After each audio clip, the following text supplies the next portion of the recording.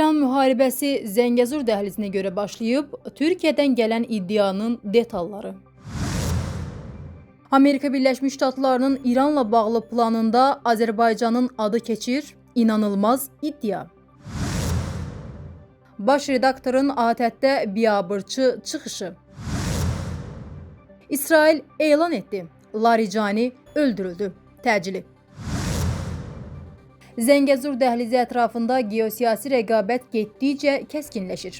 Türkiyə mediasında ortaya atılan iddiada bildirilir ki, yeni dünya nizamının açarı məhz bu dəhliz ətrafında formalaşır. Bura orta dəhliz kimi tanınan, Çindən Avropaya uzanan böyük ticarət yolunun əsas keçid nöqtəsidir.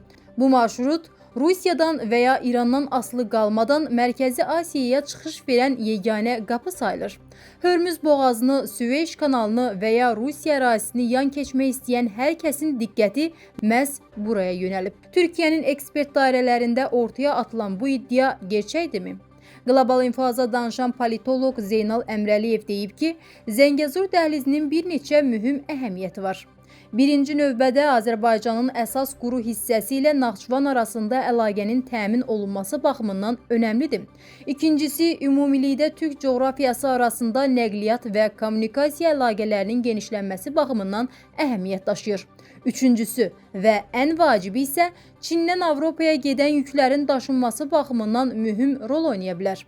Bu layihə çərçivəsində yalnız Amerika Birləşmiş Ştatlarının deyil, müxtəlif ölkələrin investisiya yatırması məsələsi də aktualdır.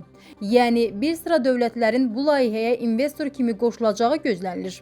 Böyük ehtimalla burada Rusiya və Çin kimi ölkələrin də iştirakı mümkündür. Busa, layihənin qlobal əhəmiyyətə malik olduğunu göstərir. Yəni, söhbət təkcə hansısa bir ölkənin layihəsindən deyil, geniş beynəlxalq iştirakın nəzərdə tutulduğu böyük iqtisadi təşəbbüsdən gedir. Zeynal Əmrəliyev əlavə edib ki, İranla müharibənin başlanmasında Zəngəzur dəhlizinin hər hansı bir rolu yoxdur. Çünki Amerika Birləşmiş Ştatları və İsrail uzun müddətdir İranla mümkün qarşıdurmaya hazırlaşır. Hətta bu istiqamətdə uzun müddətli planlar qurulub və İrana qarşı əməliyyatların həyata keçirilməsi üçün hazırlıqlar aparılıb. Eyni zamanda Amerika Birləşmiş Ştatlarının Suriyada möhkəmlənmək istəməsinin əsas səbəblərindən biri də İrana qarşı real əməliyyatlara başlamaq üçün əlverişli mövqe əldə etmək idi. Buna görə də prosesi yalnız Zəngəzur dəhlizi ilə əlaqələndirmək düzgün olmaz. Bu məsələ daha geniş və uzun müddətli planın tərkib hissəsi kimi qiymətləndirilməlidir. Amerika Birləşmiş Ştatları və Rusiyanın maraqlarının toqquşması məsələsinə gəlincə isə politoloq bildirib ki, burada ciddi qarşıdurma yaranacağı ehtimal edilmir.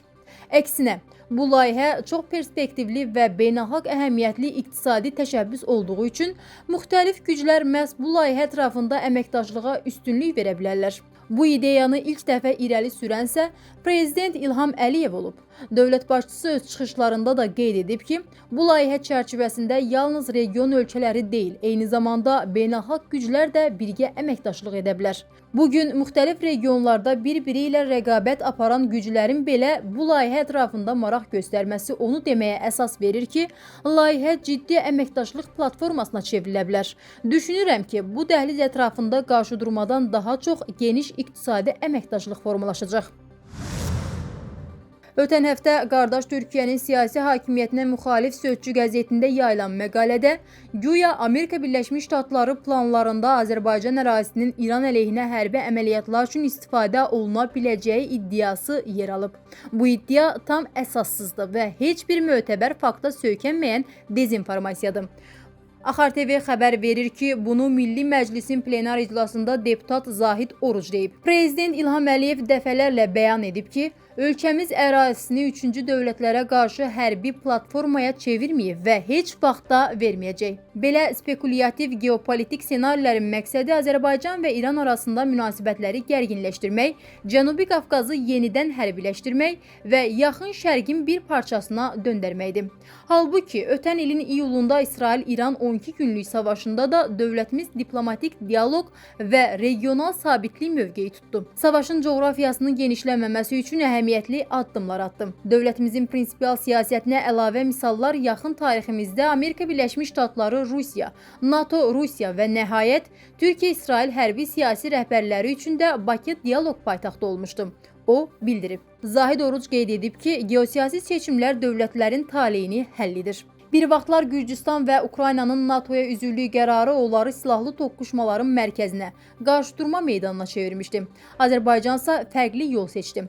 Hərbi siyasi neytrallığını qoruyub saxladı. Ərazisində xarici hərbi bazalara yer vermədi və forposta çevrilmədi. İlham Əliyevin bloklara qoşulmamaq siyasəti 2-ci Qarabağ müharibəsinin internasional xarakter almasına imkan vermədi və qələbəmizin əsas səbəblərindən biri oldu.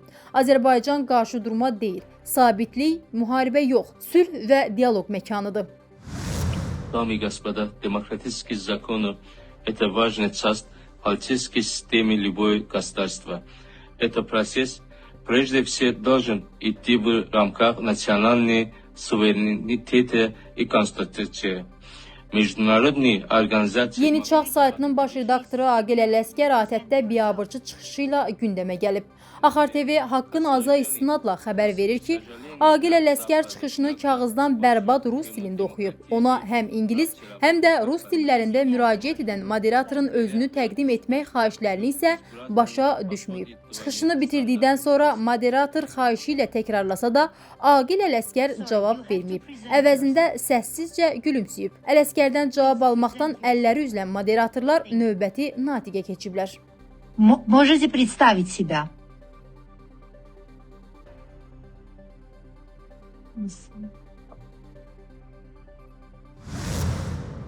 İsrailin Müdafiə naziri Katz bildirib ki, İranın Ali Milli Təhlükəsizlik Şurasının katibi Əli Larijaniyə qarşı zərbə indirilib.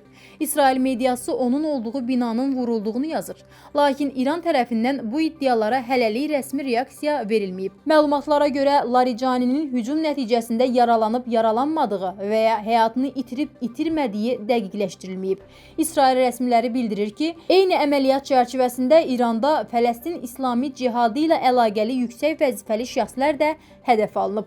İsrail Müdafiə Qüvvələrinin baş qərargah rəisi Eyal Zamir ölkəsinin İranda çoxsaylı hədəflərə qarşı əməliyyatları davam etdirdiyini və gecə ərzində əhəmiyyətli nəticələr əldə olunduğunu açıqlayıb. Qeyd olunur ki, Larijani gecə saatlarında Tehranda hücuma məruz qalan şəxslər arasında olub. Onun hücumdan sağ çıxıb çıxmadığı hələ dəqiqləşdirilmir və əməliyyatın nəticələri araşdırılır. Həmçinin bildirilir ki, o İran siyasi sistemində ən nüfuzlu fiqurlardan biri hesab olunur və son dövrlərdə rəhbərlik daxilində fikir ayrılıqları ilə gündəmə gəlib.